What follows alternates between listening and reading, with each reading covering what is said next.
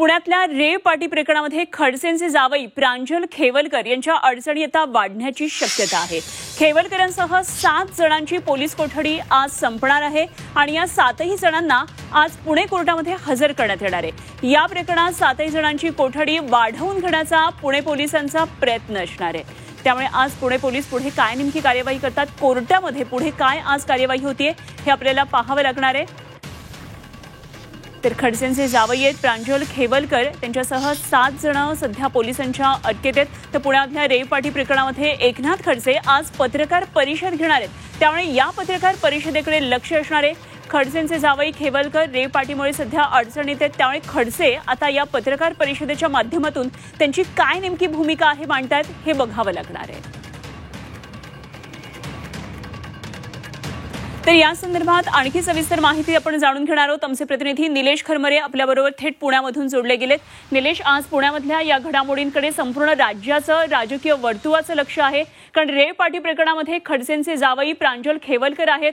आज कोर्टामध्ये या संदर्भातली कारवाई होणार आहे। काय काय नेमके सध्या पुण्यामध्ये या संदर्भातले अपडेट आहेत?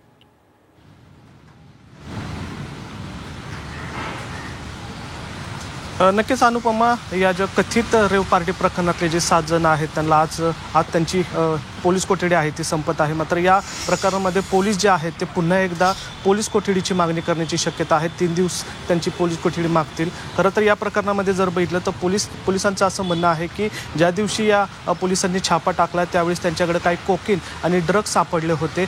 ते ड्रग्स नेमकं कुठून आले त्याचा तपास करण्यासाठी कदाचित पोलीस जे आहेत ते पुन्हा एकदा पोलीस कोठडीची मागणी करतील। एवढंच नाही तर ज्या दिवशी त्यांनी पार्टी केली होती त्याच्या आधी ते एका क्लबमध्ये जाऊन त्यांनी पार्टी केली होती हे सुद्धा पुढे आलेलं आहे। आणि ससूनचा जो एक अहवाल आलेला आहे त्या अहवालामध्ये दोघांचा जो अल्कोहोलचा जो रिपोर्ट आहे तो आलेला आहे, मात्र बाकीच्यांचा जो अल्कोहोल रिपोर्ट आहे तो आलेला नाही आहे। मात्र फॉरेन्सिक लॅबचा दुसरा एक रिपोर्ट आहे तो येणं बाकी आहे। त्याच्यामध्ये स्पष्टपणे उघड होईल की यांनी ड्रग्सचं सेवन केलं होतं का, कारण या पार्टीमध्ये 7 जणांनी ड्रग्सचं सेवन केलं होतं अशी माहिती मिळत होते। मात्र ससूनचा जो अहवाल आला आहे त्याच्यामध्ये फक्त दोघांनी अल्कोहोल केल्याचं यामध्ये नमूद केलेलं आहे। मात्र आता बाकीच्यांचे जे रिपोर्ट आहे ते येणं बाकी असणार आहे। मात्र आज संपूर्ण प्रकारामध्ये जर बघितलं तर एकनाथ खडसे सुद्धा आहेत ते या प्रकरणावर बोलण्याची शक्यता आहे। काही महत्त्वाची माहिती आहे ते या ठिकाणी ते प्रसारमाध्यमांना देणार आहेत। तर दुसरीकडे कालच रोहिणी खडसे जे आहेत ते या पोलीस आयुक्तांना भेटले होते आणि त्यांनी या प्रकरणावर